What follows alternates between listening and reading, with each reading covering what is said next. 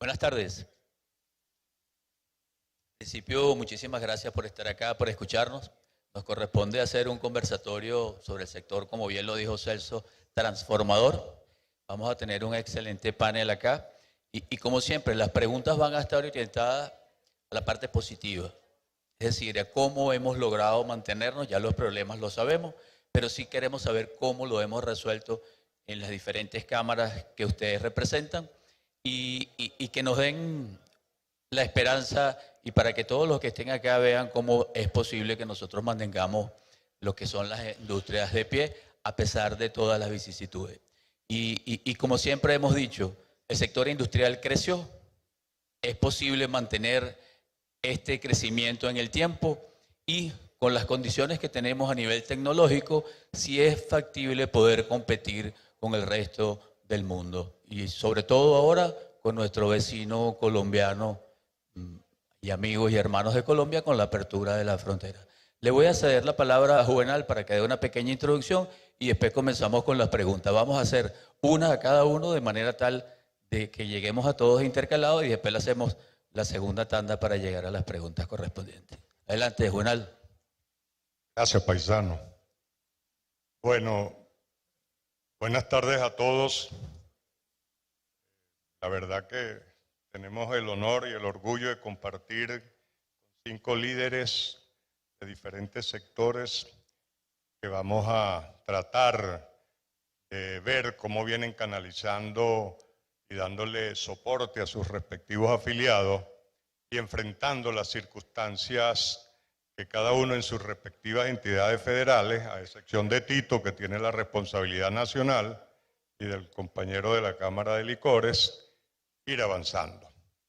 En el sector transformador, bueno, Luigi, que representa a la mayoría de los sectores, en el caso mío represento alimentos. Y nosotros siempre, Celso se le ocurrió aquí ahorita verbalizar que siempre vemos el sector manufacturero del lado de los alimentos como un gran sistema alimentario, donde el esfuerzo de los hombres y mujeres del campo que logran producir las ofertas requeridas por el sector transformador para convertirlas en alimentos procesados, que luego van al anaquel donde el sector comercio la coloca para que el consumidor masivo poblacional pueda accesar y tener la disponibilidad de los mismos para satisfacer una necesidad primigenia del ser humano como es la alimentación.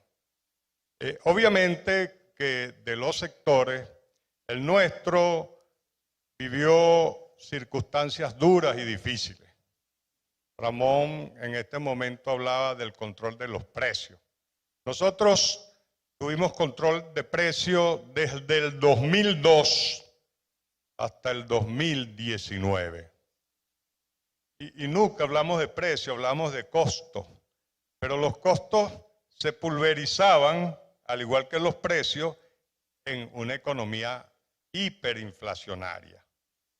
Cuando Celso hablaba del tema de cómo se redujo la oferta de materias primas nacionales, después de tener años atrás la suficiente producción, por ejemplo, de la arepa de los venezolanos, que era el maíz blanco, se producía 100% en el país, se redujo escasamente a la cifra que verbalizaba, por lo que teníamos que buscar materias complementarias, primas complementarias, y teníamos una hiperdevaluación, lo cual hablar de controles de precios era inaceptable, independientemente que hoy ese fantasma aparece nuevamente. Y por una sencilla razón, es que no se puede hablar de precios sin antes evaluar los costos de producción. Y un precio se deriva de los costos de producción.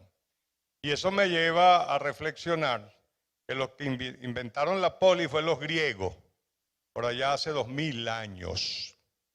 Y quien se le ocurrió colocar controles en los precios fue decapitado. Y nadie sabe dónde está la lápida. Es decir, que las políticas de precios infinitas no tienen viabilidad.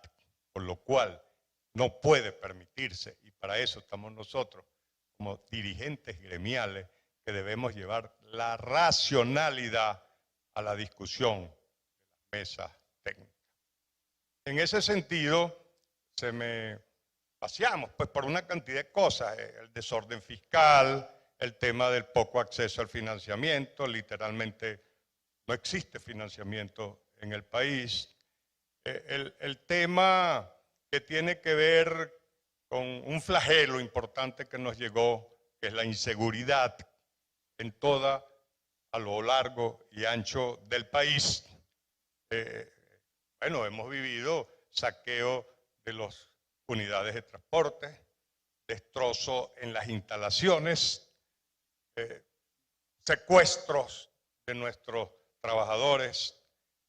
Toda esa serie de circunstancias le pega a todos los que producimos bienes de capital y de servicio. Bueno, con esa breve introducción, y no le quito más tiempo porque creo que el tiempo es finito, como lo estoy diciendo para los controles, vamos a darle a mi paisano, colega y amigo Luigi para que inicie la batería de preguntas. Gracias. A Juvenal le vinieron que viniera a un conversatorio y él estaba conversando. Mi amigo José Luis Rodríguez, yo la pregunta la voy a hacer con una anécdota. Las elecciones que hubo para alcalde, me tocaba acompañarlo en la junta directiva de ellos. Bueno, como todos nosotros tenemos nuestro corazoncito, el alcalde de ellos, al cual le estaban apostando, había perdido, y ellos me dijeron que qué hacían. Y yo les dije, pues usted mañana hace una carta, felicita a la nueva alcalde y se pone a trabajar con ella. La pregunta es, ¿cómo has hecho? ¿Has logrado algo con esa comunicación a nivel regional? ¿Cuánto te ha costado? Y si te da chance, y si no lo haces para la próxima pregunta, has visitado muchas industrias, ¿cómo lo has visto? ¿Cómo está tu estado? Y si ves potencial a nivel industrial en Valera, la capital del estado Trujillo.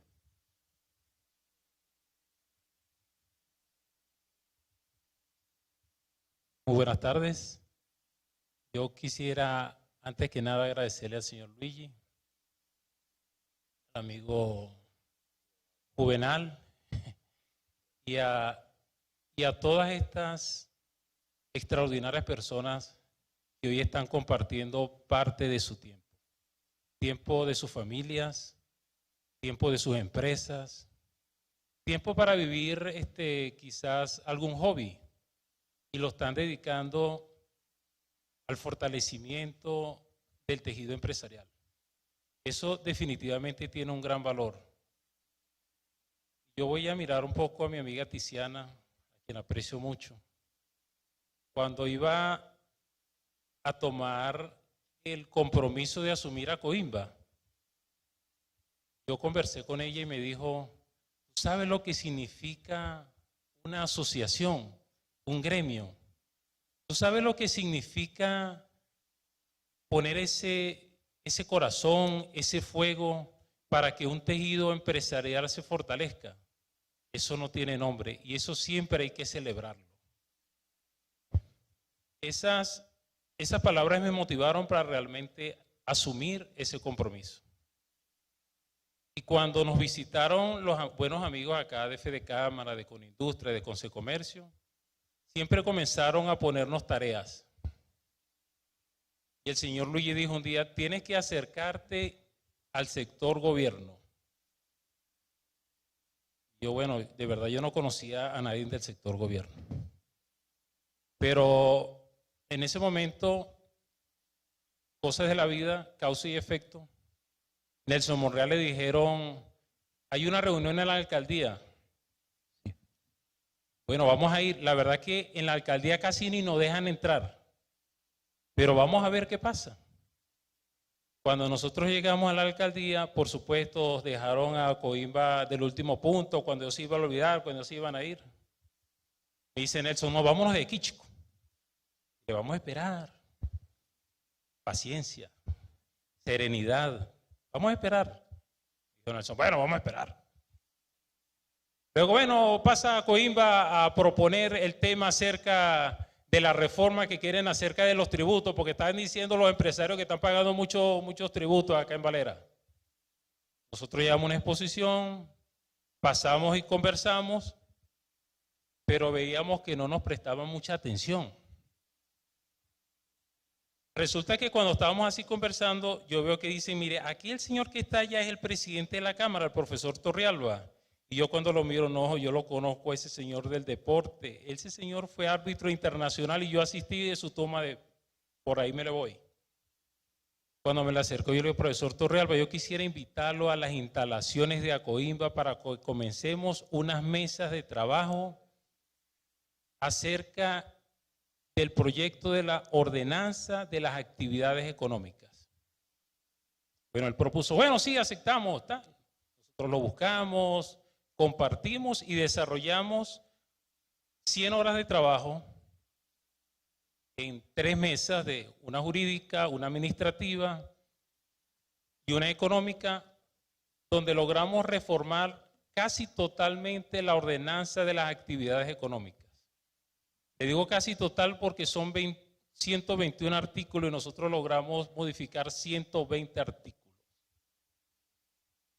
Nosotros con esto conseguimos que las tasas que estaban muy altas, 2.5, 3 puntos, lograran, después que ellos hicieron otra modificación, unas mantenerte en 0.20, por ejemplo, tasas con respecto al sector educativo que estaban en 0.25 se llevaron a 0, tasas de la bomba se eliminaron, el sector farmacia que le habían puesto en 0.8 se llevó al 0.3, pero esto fue un trabajo de acercamiento, esto fue un trabajo de reconocimiento del otro, de saber que esa es la alcaldesa que nosotros tenemos, de saber que ese es el gobernador que nos tocó, pero de que ellos sepan que nosotros somos los empresarios que queremos contribuir a las arcas del municipio. Entendiendo esto, nosotros logramos realizar esa negociación tan exitosa y ya la ordenanza fue publicada en Gaceta, gracias a Dios. Quisiera abordar el otro tema, ¿no? Para la otra, pero muchas gracias.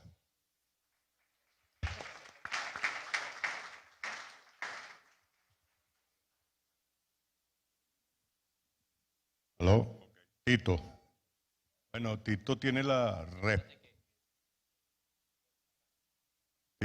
responsabilidad, nada más y nada menos, de dirigir desde el punto de vista gremial y darle soporte a la industria farmacéutica. Como todos saben, vivimos una pandemia compleja que afectó todos los medios de producción en el mundo.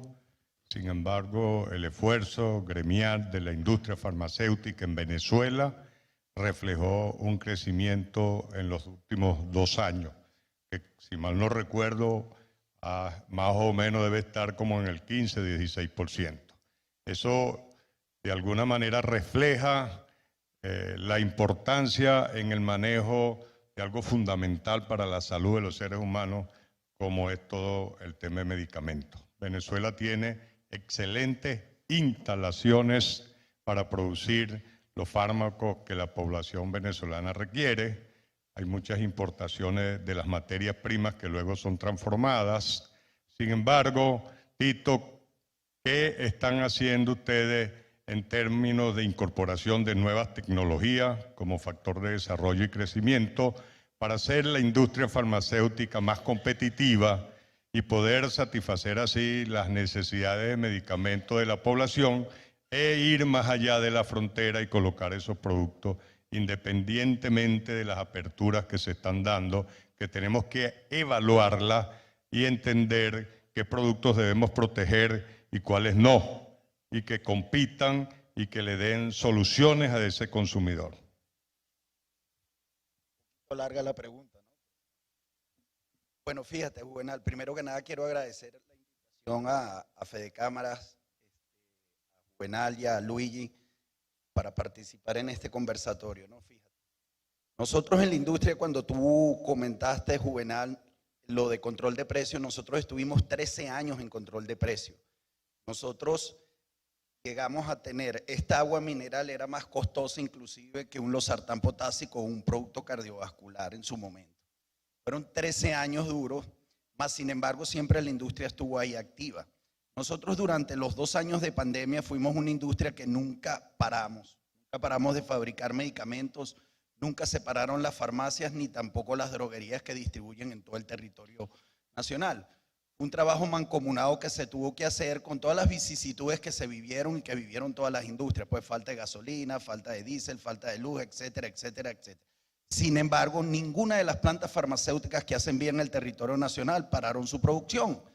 Nosotros en la industria, para más o menos tengan una idea, nosotros tenemos plantas que hacen productos sólidos, semisólidos, líquidos y algunas importan gaseosos. Gaseosos son las bombas o inhaladores. Y cuando hablamos de líquidos son jarabes, emulsiones e inyectables, etc. Hay plantas que pueden producir entre 7, 10 y hasta 110 millones de unidades durante un año, siempre y cuando tengan todos los insumos, cosa que es bien difícil ahorita porque lamentablemente el 96% es importado y todo pagadero en dólar americano, pues en divisa americana. Ni los chinos aceptan su propia moneda. Nosotros durante todos estos años hemos tenido que hacer cualquier cantidad de transformaciones como los ha hecho la Total Industria. La creatividad la hemos tenido que poner en práctica, nuevas presentaciones, inclusive llegamos a tener presentaciones en venta de blister para hacer un poco más accesibles los medicamentos, aun cuando nuestro precio promedio actualmente es de 3.60 centavos de dólar. Cuando lo comparamos con toda la región, somos los más económicos. Ojo, esto también tiene que ver con el poder adquisitivo del venezolano como tal. Sin embargo, nosotros tenemos precios promedios en Colombia de 10 dólares, 11.53 dólares en República Dominicana, Ecuador 8 y 10 dólares promedio en Perú. Nosotros seguimos siendo los más económicos. El crecimiento fue el 19%, Juvenal, durante los 2 últimos cierres del año. Esto no quiere decir que la industria esté oxigenada. Esto va básicamente amarrado a la terapia coadyuvante del COVID, venta de analgésicos, antiinflamatorios, antigripales. Y el primer producto de venta de la industria no lo fabricamos nosotros, lo fabrica el señor allá, que es el alcohol, que es un excipiente que se utiliza en la industria para asepsia en las máquinas, plantas, etcétera, y en algunos productos se utiliza también como vehículo. Sin embargo, la industria bajo ningún criterio hizo reducción de personal, se mantuvo un promedio de 7.500 trabajadores directos, más o menos 10.000 indirectos, todavía se mantiene, tiene contrato colectivo, nosotros gozamos de contrato colectivo.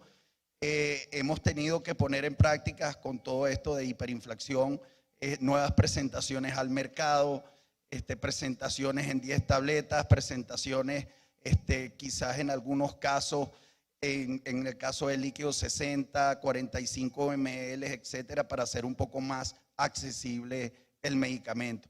Por las cámaras, mantener siempre la constante comunicación con todos los entes gubernamentales que hacen vida en el sector, ya sea Ministerio de Comercio, Contraloría Sanitaria, Ministerio de Sanidad, Ministerio de Industria y Comercio, etcétera. Con Contraloría Sanitaria, bueno, mantenemos, listo, ok, muy buena comunicación por la parte de la farmacovigilancia, porque eso ha venido en deterioro.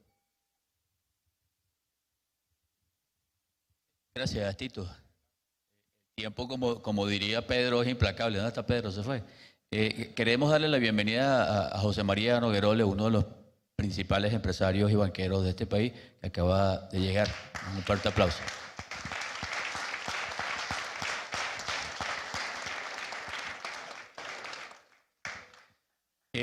Me corresponde hacerle una pregunta a Freddy Lujano. Él es presidente de la Cámara de Industriales del Estado de Aragua. El Estado de Aragua, como ustedes saben, hoy por hoy tiene un problema principal, que es el de los timbres fiscales. El timbre fiscal se necesita para tramitar infinidades de permisos. Y para ponerle un ejemplo de ello, el solicitar el permiso de bomberos, empresas que pagaban 100, 150 dólares por ese timbre fiscal, que es un sello, hoy pagan 66.000 dólares. Hay empresas que por su dimensión, por los metros cuadrados, están pagando por encima de 120.000 dólares, y hay una que dio 1.200.000 dólares por ese timbre fiscal para el permiso de bombero. Pero no le voy a preguntar nada de esto. Yo lo que le quiero preguntar es, a pesar de todo, Freddy, y para que la gente que está acá nos escuche en tu estado, un estado de por sí industrial. Y tienes empresas que yo he visitado y son altamente tecnificadas, pero hay otras que no. La pregunta es, ¿tú crees que se puedan mantener? ¿Crees que sean competitivas a pesar de todo? ¿Qué aprecias y qué nos puedes decir de ello? Gracias, Luis. Bueno, gracias a todos. Fíjate, podemos ser competitivos. Yo creo que el enfoque es, estamos obligados a hacerlos.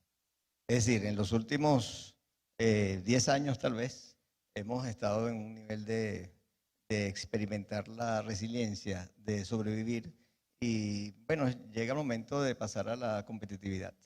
Evidentemente es difícil con la voracidad fiscal que tenemos en el Estado, sumamente difícil.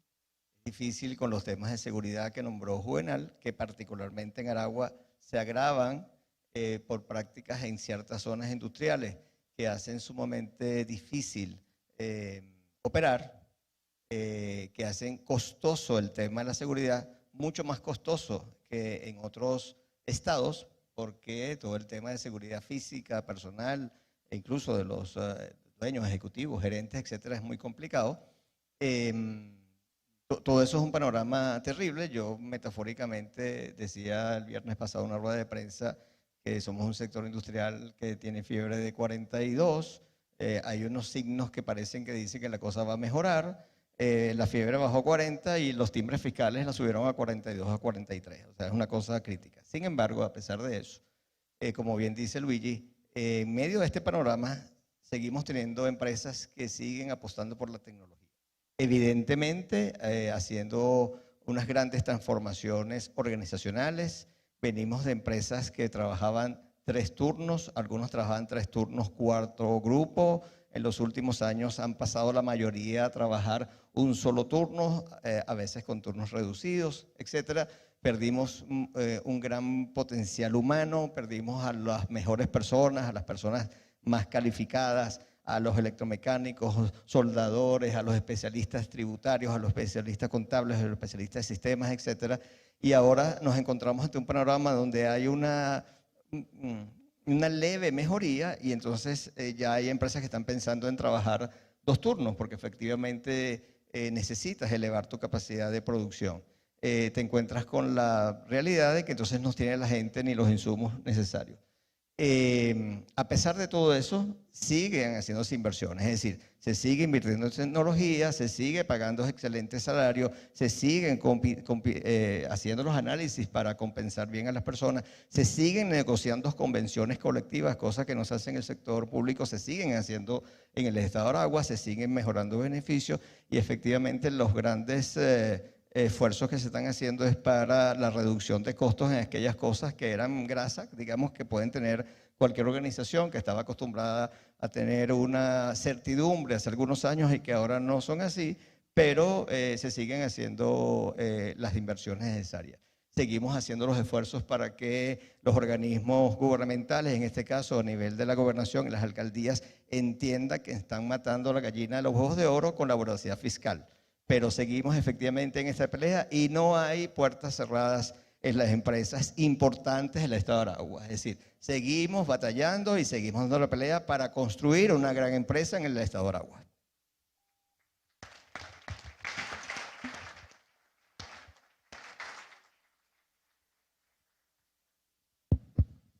Héctor, entiendo que estás en Yaracuy si puede. Bueno, Yaracuy puede de todo porque ahí está María Leonza. Y si no puede, vamos allá donde está la princesa María Leonza. Yaracuy es un estado pequeño, secundado por muy cerca de Carabobo, muy cerca de Lara. Sin embargo, tiene industrias en Urachiche, en la zona de Salón, en la zona donde están los centrales azucareros, excelentes tierras. Puede desarrollar no solamente el área que está hecho acá en cañicultura, sino también la ganadería, las frutas y una cantidad de potencialidades que tiene el Estado en otras actividades como alfarería, etc.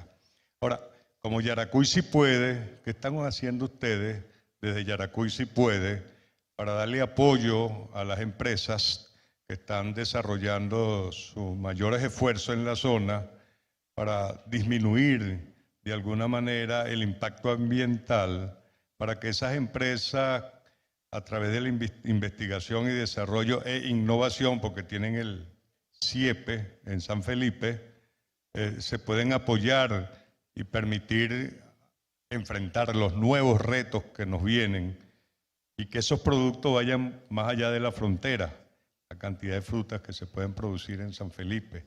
Ahí tenemos nosotros la empresa Nina, que se conoce como Mamá Nina, que hace excelentes productos que pueden estar en el mercado internacional. Sin embargo, de Veroy para acá viene migrando una banda que la llaman Mimosín. El mimosín lo conocemos nosotros porque suaviza la ropa. Ahora, yo no sé qué está haciendo ustedes, como en Yaracuy sí puede, para frenar todas estas adversidades y que esa empresa sí continúen produciendo bienes de capital y servicios. ¿Eso es una o varias preguntas?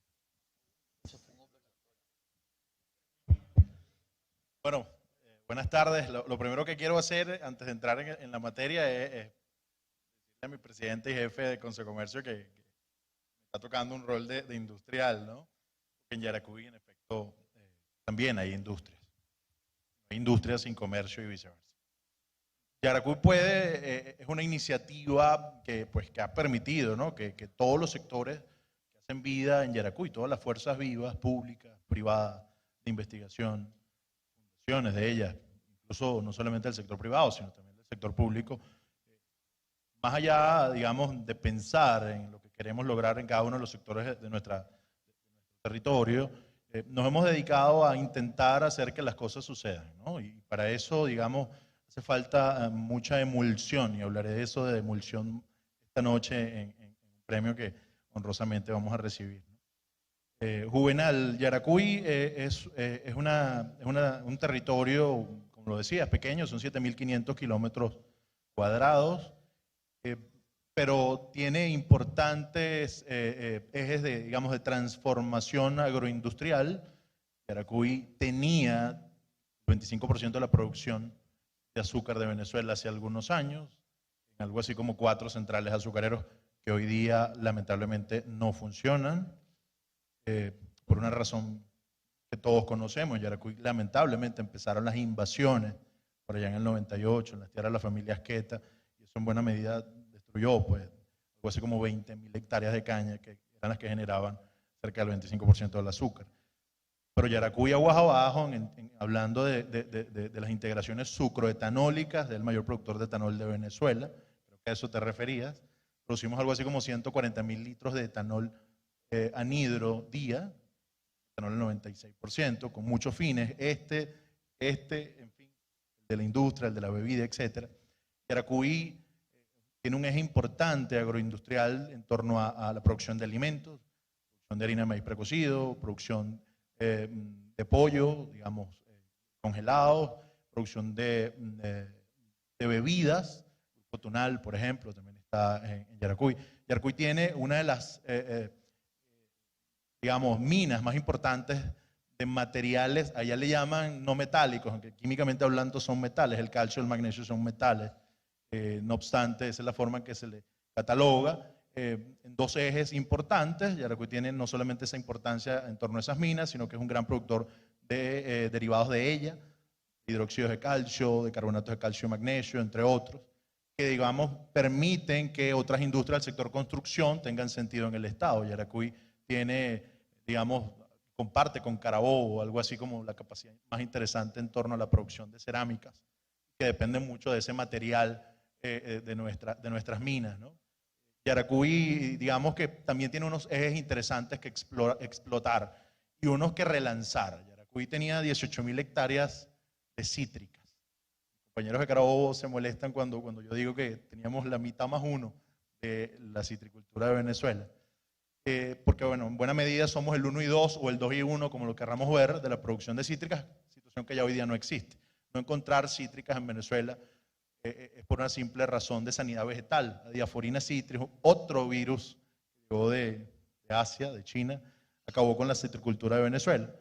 Eso ya lo sufrió Estados Unidos, ya lo sufrió Brasil y lo lograron superar con mecanismos de cooperación y estaba, digamos, de alguna manera allí una oportunidad interesante dentro de Yaracuy de cómo relanzar. Eso producía algo así como un empleo por hectárea. Tenemos nada más y nada menos que 18.000 personas trabajando que hoy día no tienen esa oportunidad.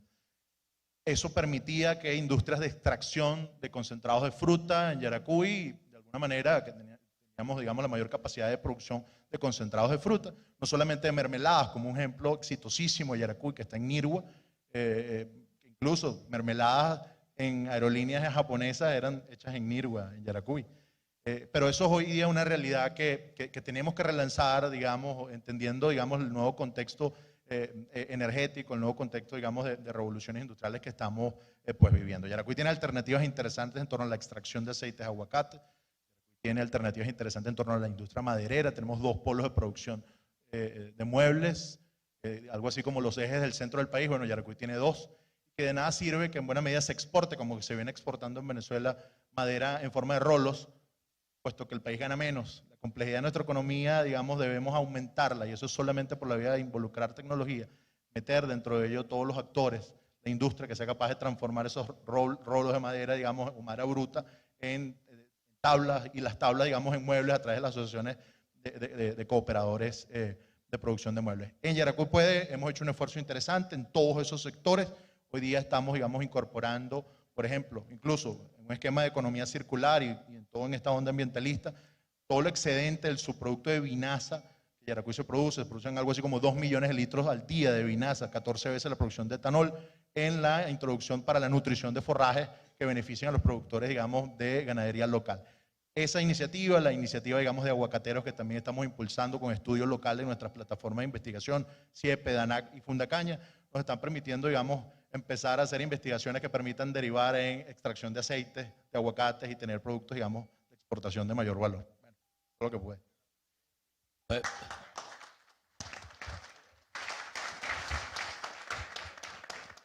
Pudiera seguir hablando. Ahora, yo sé que ustedes van a estar muy interesados. El próximo ponente es el presidente de la Cámara de Industriales de Especies Alcohólicas, Roque. Te voy a hacer la pregunta de la siguiente manera. Cuando era pequeño, fui la primera vez a Italia, al pueblo donde eran mis padres, y mis primos, lo primero que me preguntaron era que si en mi casa había un pozo de petróleo. Y yo extrañaba, le digo, no, eso no es así, pero ustedes no son petroleros. Bueno, nuestra identidad anteriormente y el arraigo, y la gente nos conocía por el petróleo, después por las mujeres bellas y ahora por otras cosas. Una de ellas es la identidad que han logrado tener los roneros de Venezuela, esa exportación. Hoy por hoy estamos siendo identificados con uno de los mejores productos del mundo a nivel de ron. Es por ello que esa identidad nos hace falta, al igual cuando tenemos a estos peloteros que rompen todos los récords. Bueno, ahora es el caso del ron. Yo quisiera preguntarle a Roque, ustedes han sido exitosos no solo en la Cámara, sino en la empresa que representa. Le voy a hacer la cuña de ron diplomático. Quien no lo ha probado, por favor, pronto lo van a probar. Cuéntame esa experiencia, Roque, cómo han hecho todos, porque no solo es la industria de ustedes, sino todos los roneros de acá, para enaltecer y para llegar a donde han llegado. Buenas tardes. Mira, lo primero que se hizo como asociación de productores de ron, Fonpronben, fue unirnos y saber que la competencia no éramos entre nosotros, sino la competencia es el mundo. Llámese República Dominicana, Nicaragua, Panamá, es decir, los otros productores de ron. Una vez que logramos eso, que las 14 roneras entendimos, digerimos y trabajamos por un mismo fin, que es el fortalecimiento del producto, salimos al mundo. Un mundo muy competitivo, un mundo muy distinto al mercado venezolano, porque es un mundo exigente en calidad, botella, corcho, etiqueta. Nuestros rones efectivamente son de muy buena calidad, porque tenemos una ley que tiene más de 50 años que nos exige ser un producto de calidad. Para llamar un ron en Venezuela tiene que tener mínimo 2 años de envejecimiento. Eso quiere decir, yo destilo hoy y ese producto va a un barril y yo lo vuelvo a sacar a partir de 2 años. Puede durar 2, 4, 5, 6, 12, 10 años, lo que el maestro ronero quiera con ese producto, ¿verdad? Por eso tenemos unos rones tan excelente calidad, tan buenos, que han tenido una aceptación en el mundo. Ron diplomático. Bueno, ron diplomático ha sido un trabajo de hormiga que hizo el presidente de la compañía de hace 15 años. Fue un trabajo tocando puerta a puerta que logró él posicionar en el mundo un producto venezolano larense. Nosotros ahorita llegamos a 120 países. Nuestro principal mercado es Francia, el segundo es Inglaterra, Estados Unidos, Alemania, Rusia, ¿verdad? ¿Cómo se llegó? Primero, entendiendo cada mercado, ¿ok? En cada país hay un distribuidor distinto. Se buscó un distribuidor de cada país para que la comercialización del producto se realizara con la idiosincrasia de cada país. Y lo más importante es que se cuidó siempre la marca. Lo que se quiso fue no únicamente vender un producto, un contenedor, sino hacer marca del producto en el país y la marca del ron de Venezuela, ¿verdad? Eso fortaleció mucho a ron diplomático y a las demás marcas. Tenemos que Santa Teresa llega creo que a 60 y tantos, o entre 60 y 70 países. Carúpano está llegando ahorita creo que a 10 países. Diallo con sus marcas Cacique y Pampero llegan aproximadamente creo que a 50 o 60 países. Es decir, en este momento en cualquier país están abriendo una botella venezolana con olores y sabores de nosotros. Y eso fue lo que los roneros quisimos vender al mundo y es lo que logramos. Por eso tenemos esa aceptación y le hemos ido quitando mercado a otros rones. Diplomático tiene 5 años entre los 4 rones más consumidos en los bares en el mundo. Es decir, bajamos al tercero, al segundo, primero, cuarto, pero siempre hemos estado en los 4 primeros. Y eso es algo de orgullo porque estamos compitiendo con empresas muy grandes, multinacionales, y es una muestra de que sí podemos lograr eso con cualquier producto venezolano.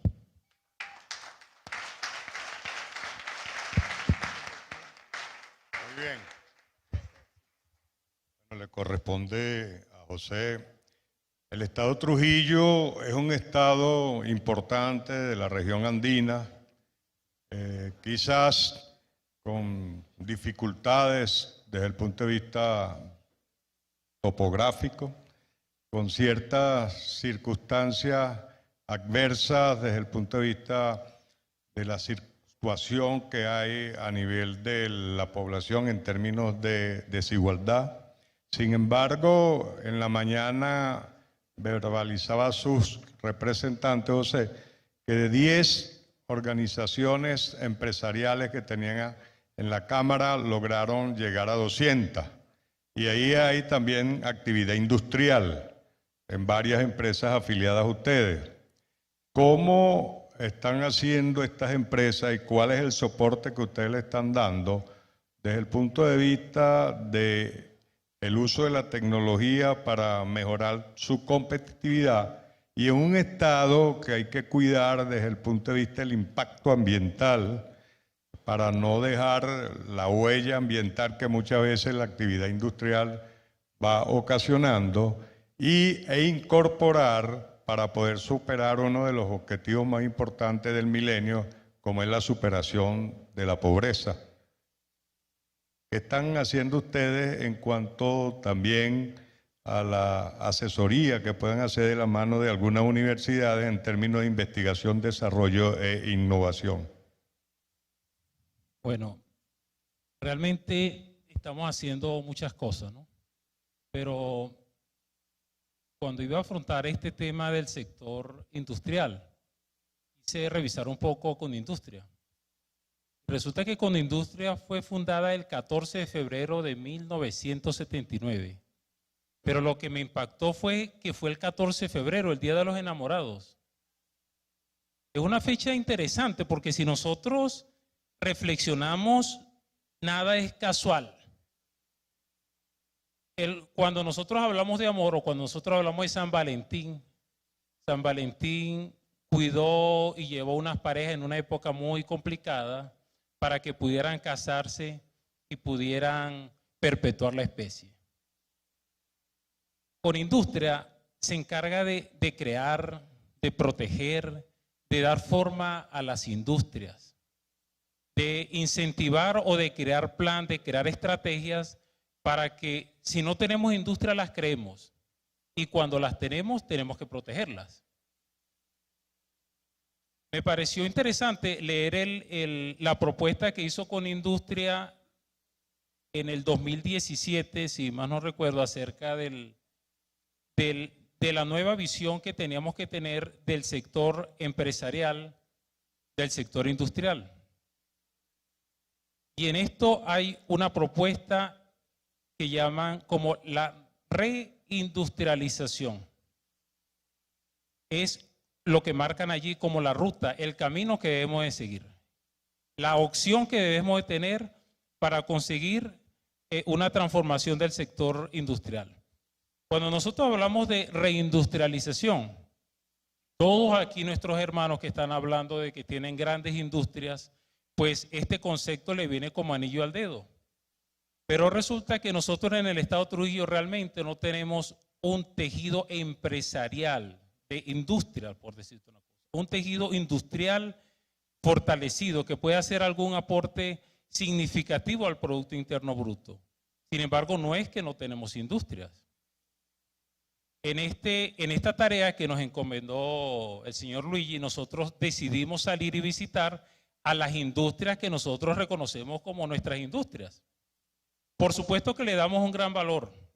Por allá está mi amigo Esteban de Micheli, propietario de Industria Esquel, una empresa que procesa maíz, que procesa arroz para conseguir alimentos para la sociedad. Pero no solamente eso, sino que Esteban le está dando una connotación muy interesante al procesamiento de los alimentos.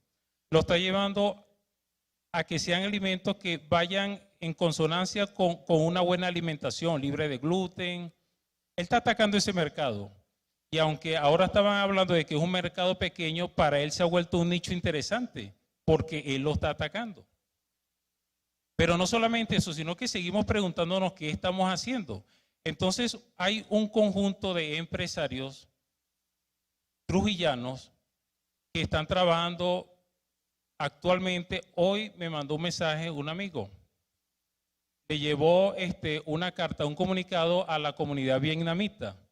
Se van a establecer en el estado Trujillo para trabajar unas hectáreas con respecto a arroz y maíz para llevarlos a altos niveles de producción. Porque bueno, los vietnamitas también quieren experimentar mercado acá. Eso por supuesto que nos da a nosotros ingresar poco a poco en lo que nosotros sí queremos, industrializarnos, pero ¿en qué? Nosotros queremos trabajar con la agroindustria. ¿Por qué? Porque somos grandes productores de papa, productores de fresa, los primeros productores de apio de Venezuela. Tenemos 280 productores, digamos, de champiñones, bueno, leguminosas, diferentes cosas, ¿no? ¿Qué queremos nosotros? Darle un valor agregado a nuestra producción. Nosotros prácticamente estamos en un sector, como podríamos decir, en un gran estadio, que es el estadio de la producción de las materias primas, por decirte una cosa. Nosotros queremos dar un salto, ingresar al proceso industrial, pero a través de la agroindustria, de procesar todo esto. Nosotros tenemos potencialidades con respecto a la salida al mar por el puerto de La Ceiba. Tenemos potencialidades en cuanto al conocimiento, al know-how que tienen nuestros productores con respecto a la producción de todo lo que es el rubro agrícola. Pero además de esto, nosotros tenemos grandes potencialidades en turismo.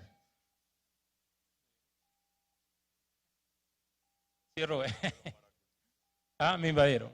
Bueno, nosotros tenemos un gran potencial en turismo. Nosotros somos un estado que tiene una gran potencialidad en el turismo religioso.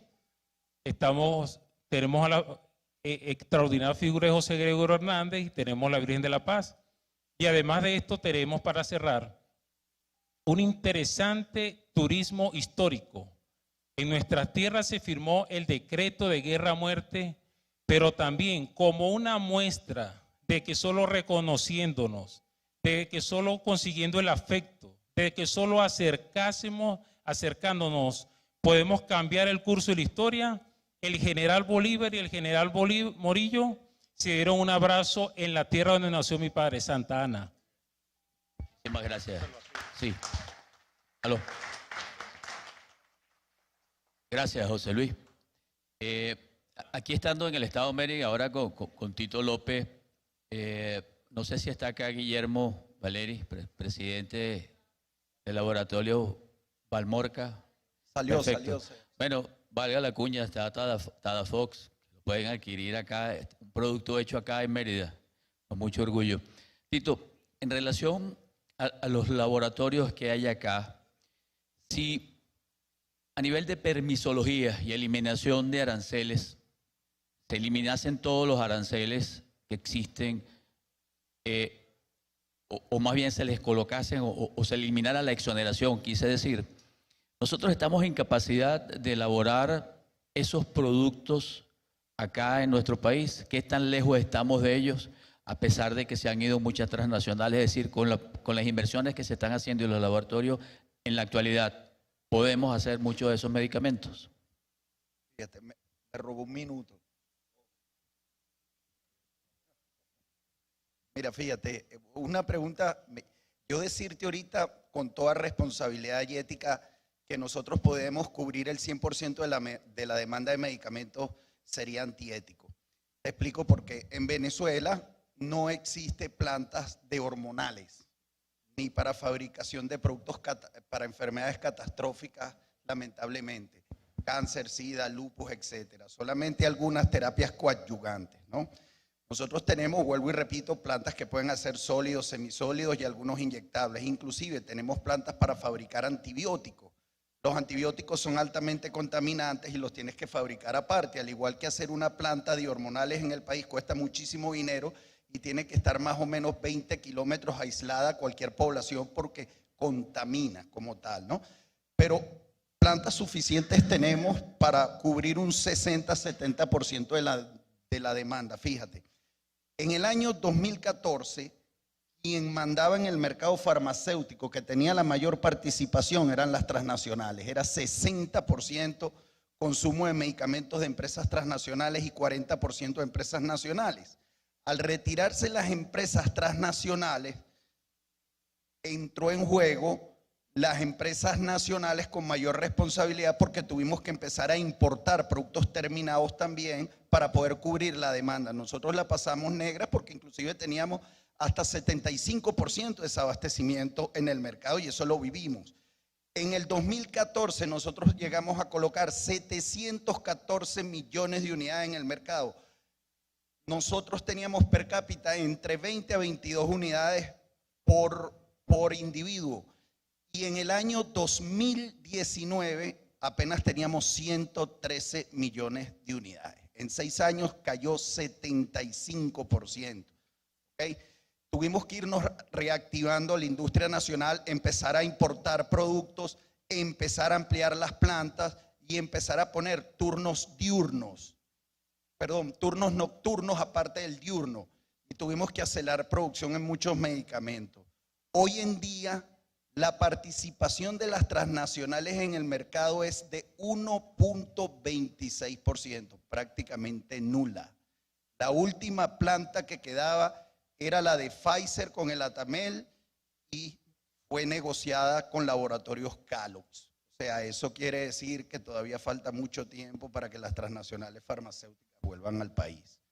Pero sin embargo, nosotros tenemos buena tecnología en nuestras plantas, tenemos capacidad de producción. Hoy día está 50% producción nacional, 50% importación. Evidentemente que la exoneración de aranceles, de impuestos, va en detrimento de la producción nacional porque es más económico comprar un producto importado que fabricado en Venezuela. por cuestiones de contrato colectivo y mano de obra. Pero hoy día, gracias a Dios, se han estado haciendo algunas modificaciones a través del Ministerio de Industria y se está apoyando más hacia la producción nacional. Gracias.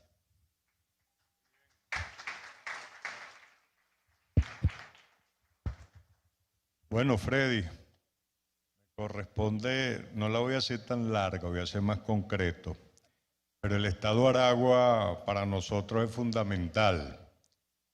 Quizás haciendo un poquito de historia, los valles de Aragua eran muy importantes para la producción primaria. No había nacido yo cuando el presidente Kennedy con el presidente Betancur inauguraron el sistema de riego de la Morita. Y no fue que la tierra cambió de vocación, cambió de uso. Y hoy es asiento de la mayoría de las industrias, no solo agroalimentarias, sino de otros sectores. Y vemos cómo en la entidad federal, ahí ya Luigi te preguntó y ese tema no lo voy a tocar, sin embargo, hay un desorden fiscal desde el punto de vista de los municipios, donde las alicuotas son totalmente diferentes y pasaron del 0,1% al 2, al 3 y en algunos casos hasta más. Y el otro tema, que el Estado de esas industrias que existen y agroindustria, que ustedes le dan todo el soporte desde el punto de vista gremial, que vienen desarrollando para continuar produciendo esos bienes de capital de manera eficiente y de manera productiva.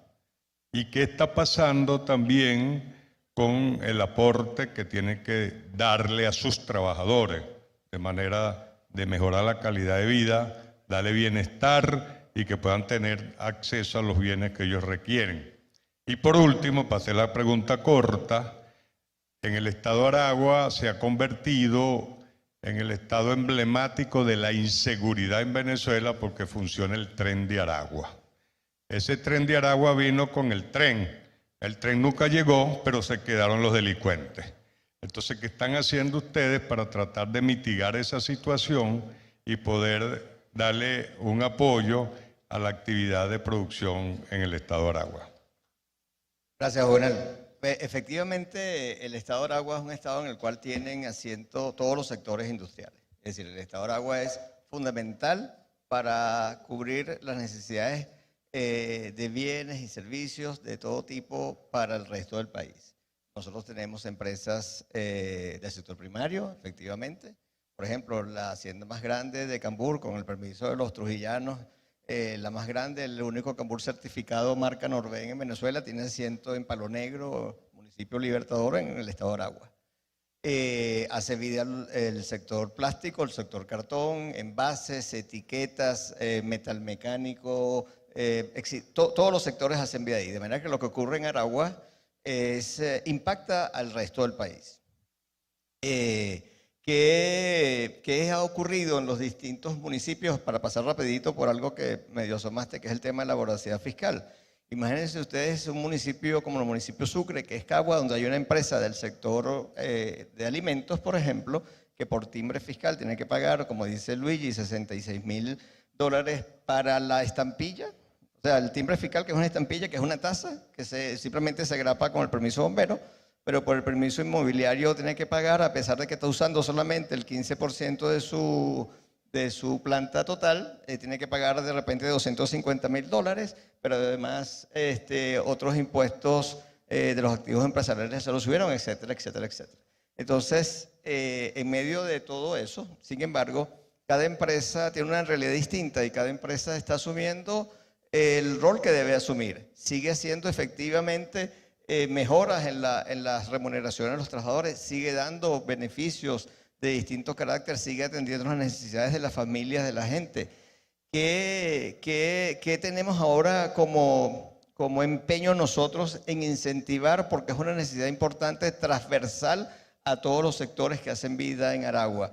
Efectivamente, con el incremento de la necesidad de producir más, ¿qué ocurrió en Aragua? Se nos fue gente, sacamos gente para adaptar, reducir de 3 turnos a 1 turno, nos quedamos sin gente, algunos que queríamos que se fueran, se fueron, otros que no queríamos que se fueran, se fueron también, muchos se fueron del país. Y entonces pusimos elementos a personas técnicas, muy buenos técnicos en roles supervisorios, gerenciales, directivos, etcétera, pero sin las competencias necesarias para asumir el rol que significa ser jefe de una planta que está incrementando su personal, de negociar con el sindicato, de enfrentar las conversaciones con organismos públicos para los cuales no están preparados. Bueno, estamos en una campaña de transversalmente construir esas competencias, identificarlas y hacer convenios institucionales con las universidades que hacen vida en el sector y con otros institutos para efectivamente fortalecer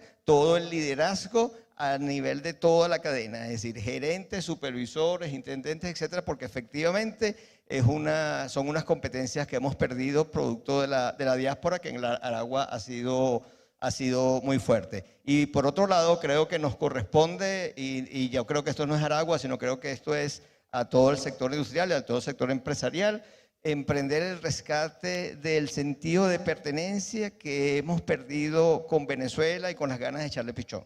Creo que es un reto nuestro. Una compañera esta mañana hablaba de construir una nueva narrativa. Creo que nos corresponde construir una narrativa que reenamore a la gente a seguir echándole pichón en las empresas, a seguir creyendo en Venezuela y a dar su mejor esfuerzo para que lo hecho en Venezuela efectivamente recupere la importancia que tuvo en el pasado. Entonces, en eso estamos concentrados, Juvenal. Muchas gracias, Freddy. Héctor, y ya creo que nos quedan pocos minutitos, ¿no? O sea, para ser breve.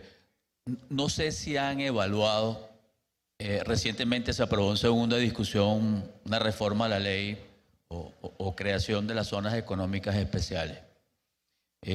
Ahí tampoco fuimos consultados, nos hubiese gustado participar. Es una ley que nosotros consideramos que, si bien puede ser buena, debe saber aplicarse. Esta ley, ¿por qué decimos que es buena? Porque en teoría ella va a favorecer la institución, la inversión, no solo de las inversiones nacionales, sino internacionales, pero también tratando de utilizar los valores o las características importantes que tenga cada región. No son en todas las proyecciones, pero hay muchas zonas que sí, ese potencial puede ser utilizado con las zonas económicas especiales.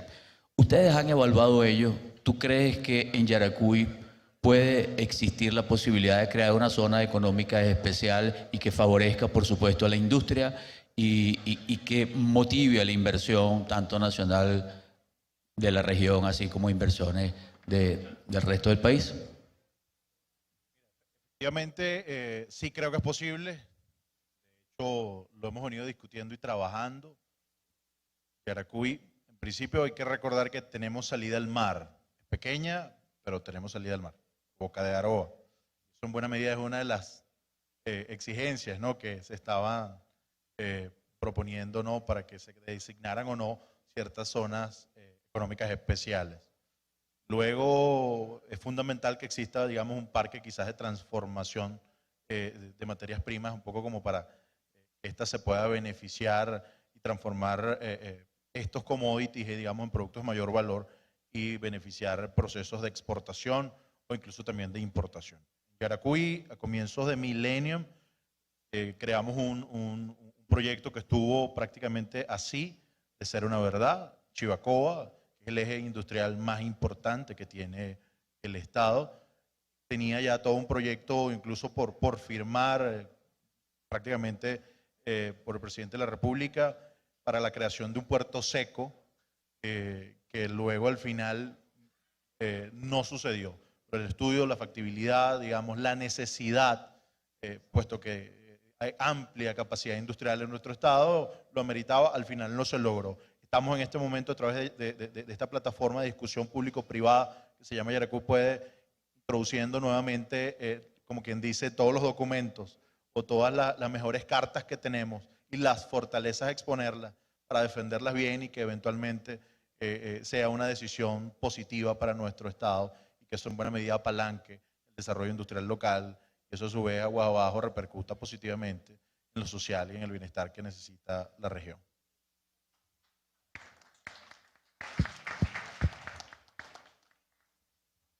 Roque, a veces pienso mucho en el tema de la producción de ron en Venezuela y otras especies alcohólicas. Y lo veo, Cheo, desde allá de los productores de caña, que son los que hacen posible que lleguen esas mieles a las 13 casas roneras que tiene Venezuela y que hacen posible la marca del ron venezolano en el mundo. Un ron que se ha posicionado por su calidad, su prestigio, sus aromas y sabores. A pesar de las circunstancias del contrabando, que entran muchas especies alcohólicas por los caminos verdes, sin embargo, todas esas casas roneras tienen como principio proteger la marca de ron venezolano. Y en el mercado todas ellas compiten de manera importante. Pero lo que llena de orgullo a uno es cuando llega a cualquier aeropuerto internacional y ve las marcas diferentes que existen del ron venezolano, sea de cualquiera de las casas.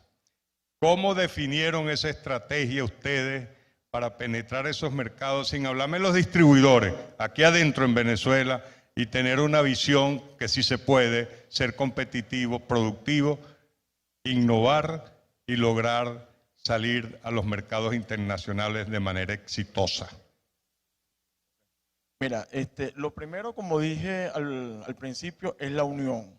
La unión de las 13 casas roneras fue muy importante y entender que nosotros entre sí no competimos. Es decir, un ron venezolano contra un ron venezolano no compite. Nuestra competencia en ese momento y todavía son los rones de otros países, llámese Guatemala, Jamaica, República Dominicana, Nicaragua. ¿Okay? Segundo, hicimos un trabajo y un acuerdo que les puedo decir se está dando, sí, se está reafirmando hoy en Caracas. Empezó ayer con la feria esta de ron y chocolate en la Carlota, donde toda exposición y toda feria que inviten una casa ronera, tenemos que obligatoriamente llevar un stand de ron de Venezuela.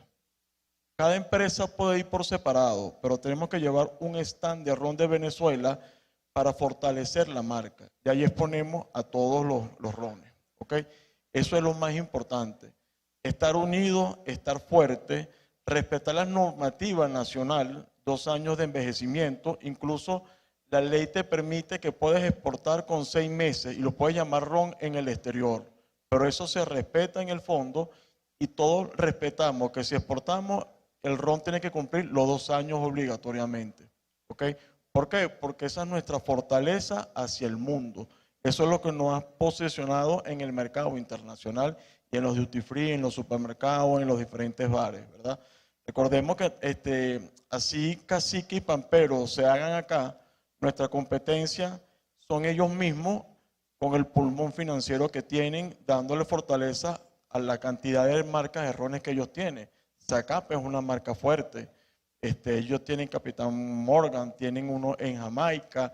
Es decir, tienen una serie de marcas que son fuertes. Incluso los mismos rones de República Dominicana. ¿Cómo logramos eso? En la unión. Estamos unidos, somos una marca país. Cada empresa tiene su comercialización, pero defendemos nuestra marca país. Muchas gracias, Roque. Bueno, para finalizar, un fuerte aplauso a todos los representantes de las diferentes cámaras y un mensaje final como el que dijo Roque, porque ya estamos sobre el tiempo y me va a matar Fortunato y Yubi también. En la unión está la fuerza. El ron venezolano tiene presencia internacional porque se unieron. Y nosotros, desde el punto de vista empresarial, debemos pensar siempre de manera optimista hacia el futuro y tratar de fortalecer nuestras unidades de producción, nuestras marcas, y con el esfuerzo de todos vamos a lograr crecer y tener un país mejor, con inclusión social y con productos de excelente calidad, como hasta ahora lo hemos demostrado a pesar de las adversidades. Muchas gracias y dejo a Luigi para cerrar. Muchísimas gracias. Espero que este conversatorio nos haya alentado y es una demostración de que estos caballeros que están acá y todo lo que dicen de que sí podemos seguir produciendo en el país a pesar de todas las adversidades, sí somos competitivos aún cuando todo está en contra y que sí vamos a mejorar, sí vamos a seguir creciendo. Este es un ejemplo de lo que es Venezuela y como decimos nosotros en Conindustria, un país es tan fuerte como sus industrias. Muchas gracias.